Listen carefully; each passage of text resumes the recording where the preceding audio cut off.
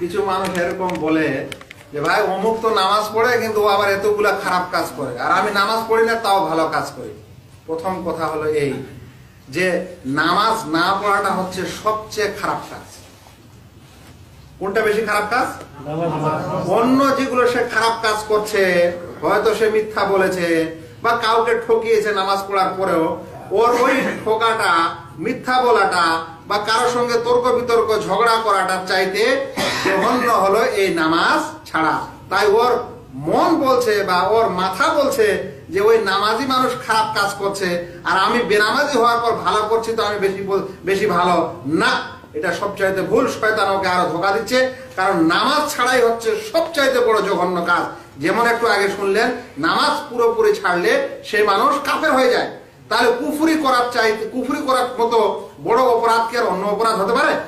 তাই এর অপরাধটা অনেক বড়। কিন্তু শয়তান এইভাবেই মানুষের মাথায় সংশয় ঢুকিয়ে তার মন্দ কাজকেও ভালো করে। এক নম্বর। দ্বিতীয় নম্বর কথা, একটু আগে শুনলেন যে যখন কোনো ব্যক্তি নামাজ আদায় করতে আসে তখন নামাজের অজু থেকে নিয়ে ওর জিকির আজকার করা পর্যন্ত কতগুলো ফুরসত, কতগুলো তার সুবিধা বা কতগুলো তার চান্স আছে যে সে জান্নাতে যেতে পারে, জান্নাতের দরজা তার জন্য খুলতে পারে এবং তার গুনাহ ক্ষমা হতে পারে, তার এই হতে পারে।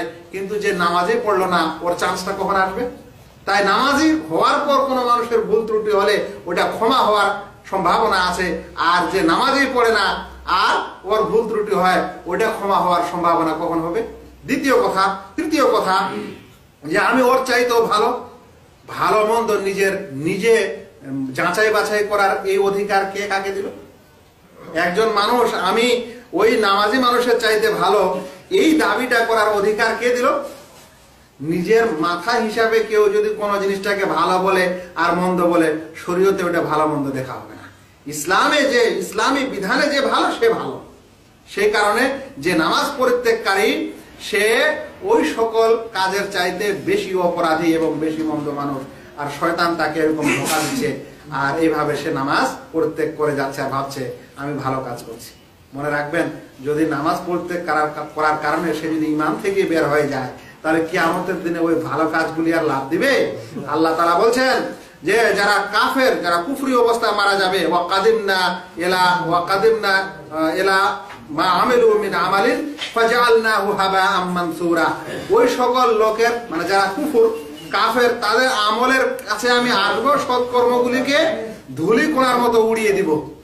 তাহলে যে মানুষ নামাজ পরিত্যাগ করার পর বলছে আমি অনেক ভালো কাজ করেছি, ধুলিকণার মতো উড়ে যাবে, কিয়ামতের দিনে কোনোই লাভ দিবে না। এই মানুষ বড়ই ধোঁকায় আছে।